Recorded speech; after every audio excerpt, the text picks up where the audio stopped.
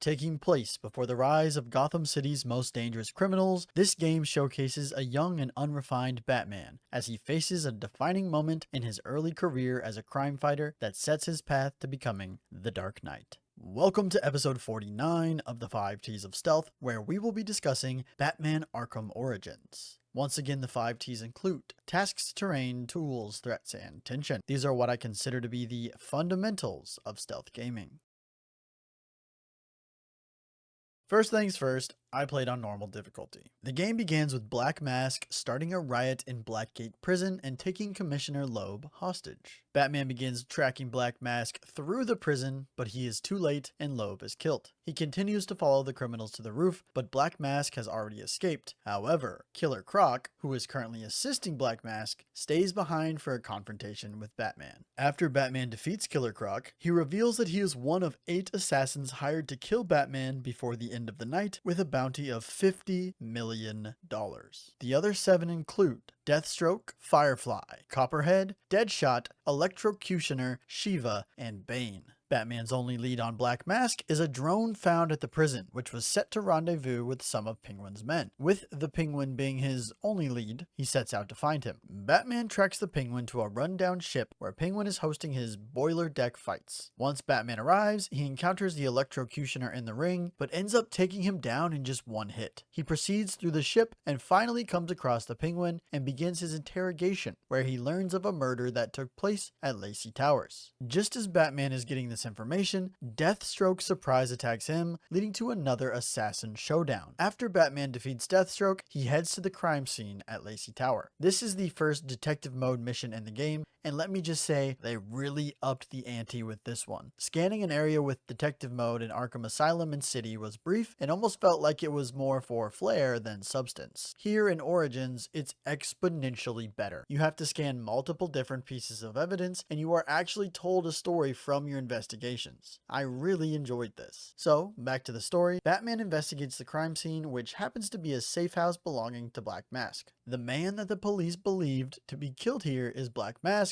with the Penguin as the culprit and the killer. After Batman's investigation, the truth is much, much worse. One of Black Mask's lady friends had texted him all worked up about some guy known as the Joker, and was laying low in the safe house waiting for him. Well, Joker comes through and actually makes Black Mask kill his woman before capturing him and leaving. Batman then discovers that the Joker, whoever he is, wants to use Black Mask to gain access to Gotham Merchant's bank, which he owns. Batman heads to the bank and finds the robbery practically over and confronts Black Mask. He then begins to ask about who the Joker is and learns that it's actually the Joker who has been impersonating Black Mask and using his resources. The bounty on Batman's head? That was Joker. Joker then drives away, but not before shooting Batman and blowing up the vault. After this confrontation, Batman interrogates one of the thugs left at the bank to learn Joker's location and heads to the steel mill. Once inside, Batman finds Black Mask and begins interrogating him for Joker's location. During this interrogation, Copperhead runs in and poisons Batman. Batman contacts Alfred to make an antidote, but quickly starts suffering from the effects and seeing hallucinations of his failures. As he continues to make his way out of the steel mill, Copperhead returns and a grueling fight begins. However, Alfred eventually sends in the antidote, and once Batman is cured, he rapidly changes the tide of the fight and takes down Copperhead. After being defeated, Copperhead reveals that Joker has called a meeting of all the assassins. Batman tracks the electromagnetic signal from the Electrocutioner's gloves to the Gotham City Royal Hotel. Once inside, he heads to the security room and hacks into the cameras to find the Joker. Through the video feed, Batman watches Joker reveal his identity, kick the Electrocutioner out the window, killing him, and then watches Bane take control of the room, telling Joker how things were going to go. Batman takes the Electrocutioner's gloves, then begins to ascend through the hotel. However, he soon learns that Joker has twisted the interior of the hotel into a clown's paradise with carnival attractions galore. Batman eventually makes his way up the hotel, but is quickly overpowered by Bane and thrown into the meeting room with Joker. Joker blows up a random building with many more switches on his table, basically taunting Batman. Batman begins to attack the Joker, but after a short period, Bane re-enters the room and their fight begins. As their showdown progresses, Alfred calls calls in backup from the GCPD in the form of choppers, but Bane is able to escape in a chopper of his own. Joker doesn't love that, and he begins to shoot at Bane's chopper. However, Bane's men answer in kind and launch an RPG at Joker, blasting the building behind him and sending him flying. Joker laughs the whole time he's flying, and Batman quickly jumps off the building to catch and save the Joker. Joker is absolutely distraught by the idea that Batman has saved him, and ends up killing two of his henchmen, claiming they deserve death, and he quickly puts the gun to his head, claiming he deserves the same, but is stopped by Batman. The police then bust through the door, and Batman escapes via the Batwing. Joker is taken to Blackgate and starts therapy with Harleen Quinzel as his Batman obsession begins. This whole section with Joker absolutely praising Batman and all the crazy visuals is just a genuine highlight of the entire franchise. Poor Harley Quinn, because I don't know how you resist this man with the way he was talking. There are also several visuals of Batman as an embodiment of fear, and that is something that I am obsessed with. I love any sort of imagery showcasing Batman as more beast than man. Moving on. Batman then begins tracking Bane's signal, and upon reaching the location, learns that Bane has discovered his secret identity and that Bane is working on a new form of venom. Batman contacts Alfred and tells him to lock down the Batcave. But as he's on his way, Batman learns that Firefly has set up a trap for him on the bridge. Batman tells Alfred he has to take down Firefly before he can return home, and proceeds to defuse bombs placed on the bridge before defeating Firefly in battle. Batman then returns home to find the Batcave a mess and Alfred on the brink of death. With his dying breath, Alfred says to Bruce, "Don't add me to the weight you carry," which is just such an incredibly impactful line. In his frustration and rage, Batman uses the electrocutioner's gloves to shock Alfred back to life. At this time, it is revealed that Joker has escaped from Blackgate and is taking over, leading Batman to head to the prison. Once Batman progresses through and finds Joker, Bane is revealed to also be present.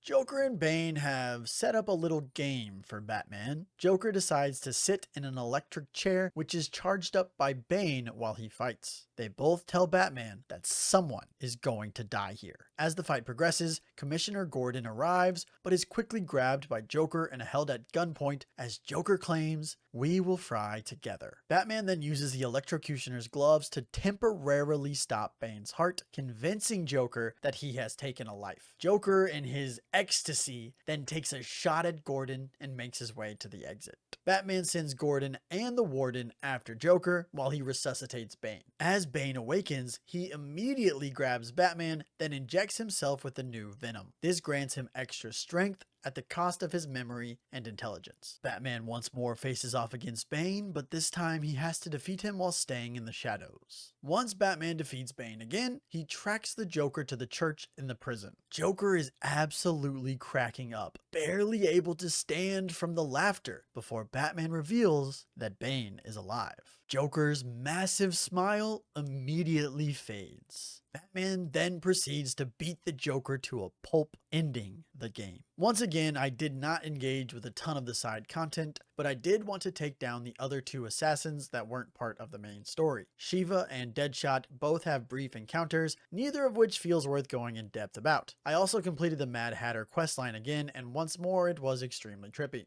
In terms of what you will actually be doing, you're mostly just chasing after a certain villain or infiltrating a location to gather intelligence. In my review of Batman Arkham City, I explained how the game made me hate the Riddler. Luckily, in Arkham Origins, the Riddler is much more bearable. For starters, there aren't giant question marks scattered all over the place, just killing the immersion. However, there are still a ton of random data packs to collect, which I am just unwilling to do. In Arkham Origins, there is also fast travel. In order to fast travel, you have to deactivate jamming signals on specific towers, each of which was placed by the Riddler. This gets pretty annoying pretty quickly, but is far from an essential part of the game.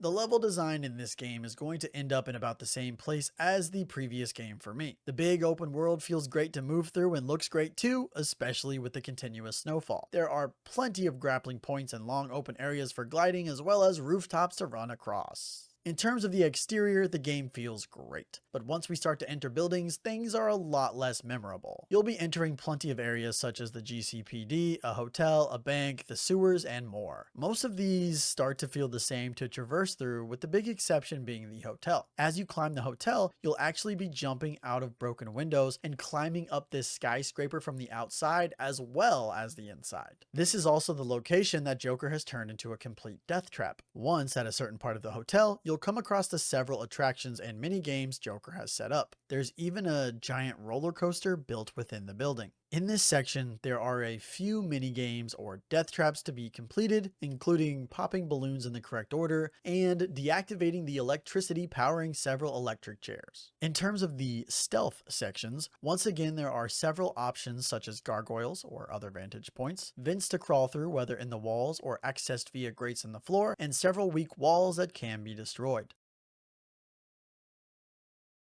I want to begin by discussing the few additions added to this title. The first thing I want to mention is the grapnel boost. While grappling, you can activate the grapnel boost, which will launch you into the air once you reach the location of your grapple. This is great for allowing you to keep momentum on long journeys. The next thing I want to mention is the remote claw, which basically takes the place of the line launcher with some improvements. This is a new gadget you take from Deathstroke after defeating him. The simplest application of the remote claw is connecting two predetermined spots that are scattered around the map with a tightrope. In many areas, there are now these little ledges connected to the walls specifically for the remote claw, but it can also be connected to gargoyles. Not only can you use the remote claw for traversal, but it can also be used for combat and takedowns. For starters, you can connect two enemies and have them slam together. To build on that, you can connect an enemy and a nearby fire extinguisher or other environmental object. There is even an upgrade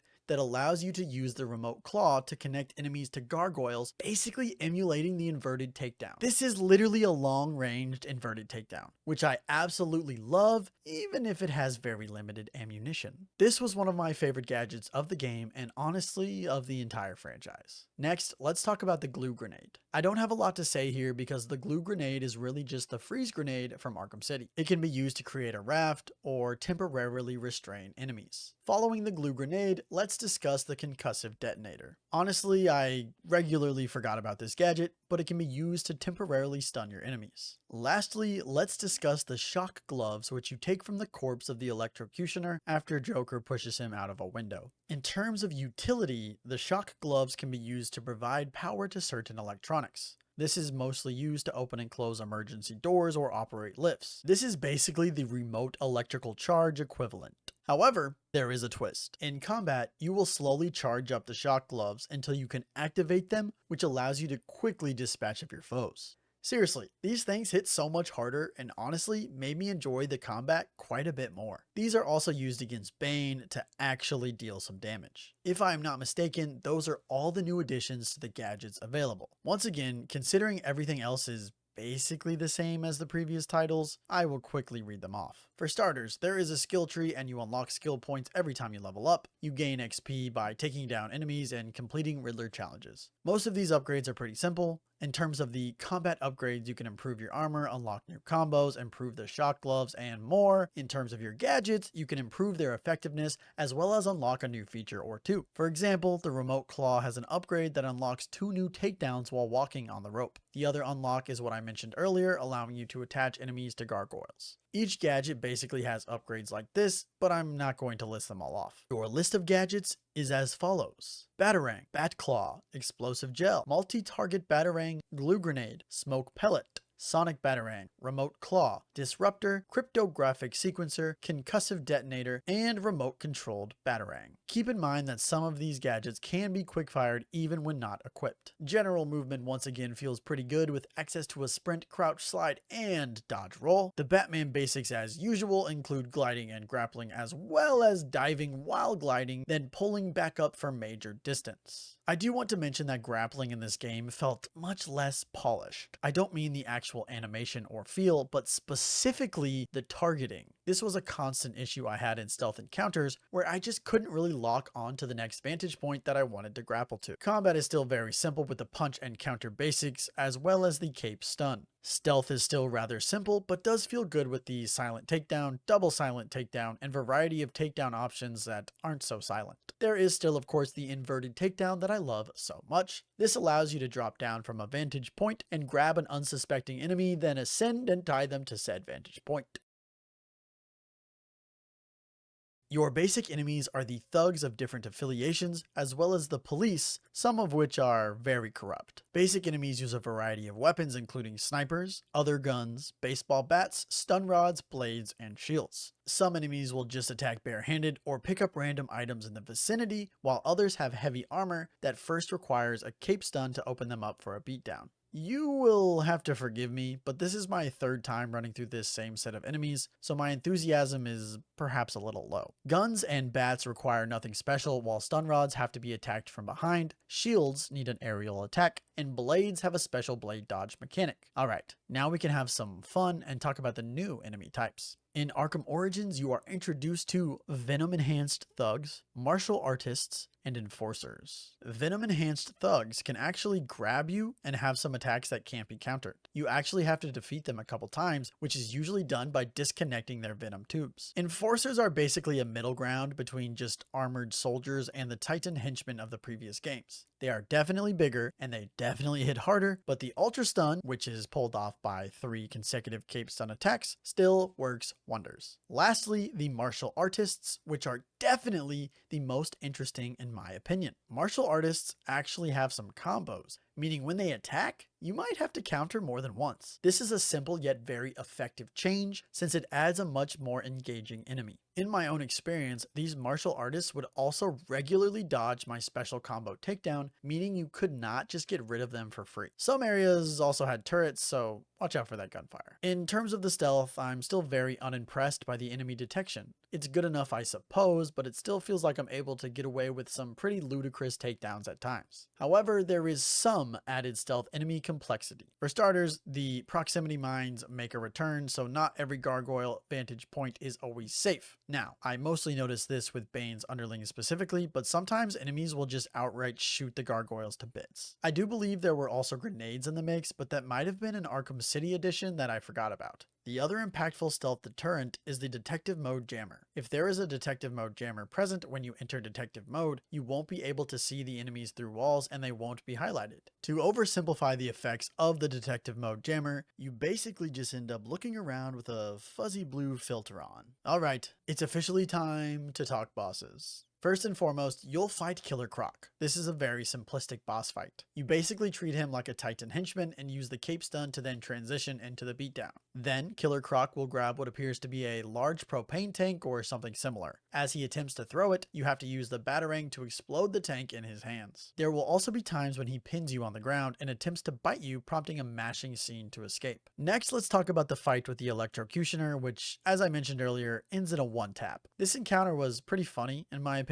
When the fight first starts, the Electrocutioner just stands there and stares you down. I was prepared and ready for a fight, and for a bit, I just stared back, waiting for him to make his move. Once his move never came, I decided to throw a swing, and lo and behold, he's down for the count. Shortly after fighting the Electrocutioner, you will come across Deathstroke. Now, before I started this game, I saw unanimous praise for the Deathstroke boss fight. I was very skeptical considering that I haven't been a very big fan of the boss fights in the first 2 games, as I've discussed in my reviews. Well, I'm here to say, the people were not wrong. The Deathstroke boss battle is easily the best in the game and potentially the best in the franchise. The fight starts simple, yet feels good, with Deathstroke engaging you in melee combat. You have to counter his attacks while getting in some hits of your own. At certain intervals, Deathstroke will take a page out of the Ra's al Ghul book. He throws down a flash grenade or something similar, and then lunges at you, prompting a section where you have to mash counter. Deathstroke will also occasionally shoot you with a remote claw and connect it to an explosive barrel, which will come flying at you, and once again, you have to counter. This is just an absolute brawl that is actually engaging while making the boss impactful. Next, let's discuss Copperhead. This boss fight is pretty simple, but the story behind it makes it hit a bit harder. After Copperhead poisons you, you'll start hallucinating and then come to a room where there are just a ton of Copperheads. This basically ends up as a glorified regular combat encounter, so it's hard to praise it too strongly, but again, the trippy aspects give it some extra credit. Once you take the antidote, it turns out similarly to the electrocutioner fight, as Batman just quickly destroys Copperhead. Moving on, let's talk Firefly. I like the visuals of Firefly, but it's hard to say the fight is very different from several of the other fights from previous games. Firefly will be flying out of reach and shooting at you, meaning you have to dodge while throwing projectiles of your own. In this fight, I believe you end up spamming glue grenades and batarangs, then follow up with a bat claw to pull him down to the ground and set up a big punch. There are also some sections where you have to run to the next area, with Firefly chasing you from above, which are a nice little mix-up for the flow. In my notes, I've simply written that the fight is too spammy, but the spectacle is nice. The only main story boss left is Bane, who you will fight 2 different times. The first encounter with Bane starts as a simple hand-to-hand encounter, but quickly gets out of control. Bane will inject his venom, and most, if not all, of his attacks cannot be countered. You have to dodge his attacks while attempting to get an ultra stun to leave Bane open for a beatdown. The timing on this can be really annoying, especially when all the random foot soldiers start running in. You actually won't do any damage, but you will slowly charge up the shock gloves, which can then be used to actually hurt Bane. The second encounter with Bane technically has 2 different stages. The first stage functions much like the first fight, but once you defeat Bane, he will actually inject himself with a new type of venom, which causes him to become even bigger and stronger. However, he also becomes a hell of a lot dumber. This turns the encounter into a stealth boss fight and is somewhat similar to the Mr. Freeze fight from Arkham City. However, Bane doesn't know where you are and he doesn't learn from the damage he takes. Bane will frantically search the area looking for you, and if he sees you, he will run straight for you. There is no hope in a straight up fist fight, so you have to sneak around and find openings for different takedowns, whether that's vent takedowns or silent takedowns where you jump on his back and slam him into an electrified wall. As I mentioned earlier, I also tracked down Shiva and Deadshot and experienced their boss fights. The Shiva fight is another simple combat encounter where she fights you with some of her allies, while the Deadshot fight is similar to the Harley Quinn fight in Arkham City. This is a stealth encounter where you have to repeatedly take him down while avoiding waves of other thugs.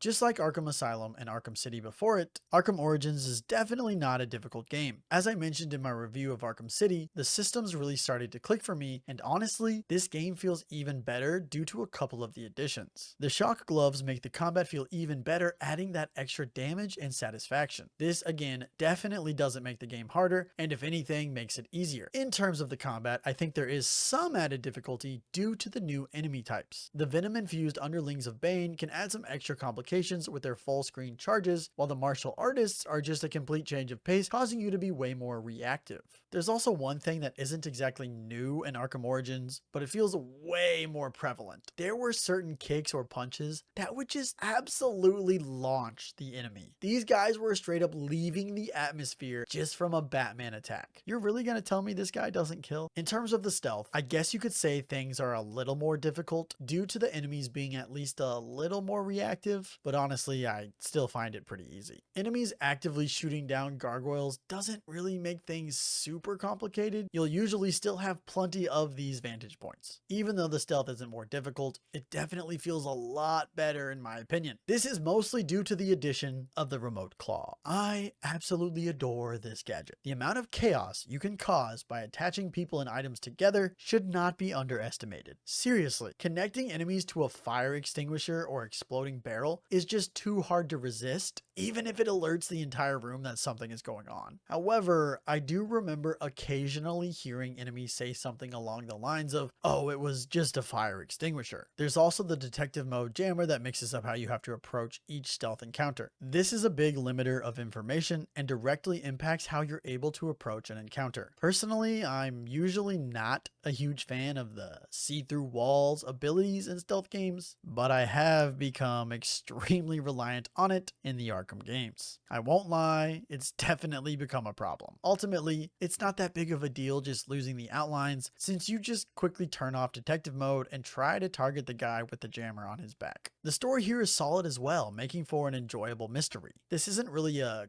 complaint, but the plot twist of Arkham City basically lessens the impact of the plot twist in this game. I don't think that's fair, but it's just kind of how I feel. I'm still very into it, and I love how Joker was pretending to be Black Mask and orchestrating basically the entire plot, but we literally just had a fake identity situation happen, and it was, in my opinion, more impactful. Again, this isn't a complaint, just a small reasoning for the lessened shock and awe of this story. I will say, there are some moments here that were extremely enjoyable. The main thing I want to talk about is Joker getting saved by Batman, which really kickstarts his entire obsession with him. There's an entire section of this game where you play as Joker while he's in a therapy session with Harley Quinn and just rambling on about how he met someone who could really understand him for the first time. Keep in mind, he was being extremely vague, which I'm sure adds to why Harley falls so hard for him, but let's ignore that. All I could think while playing as Joker in this section and listening to him ramble is that there is a certain elegance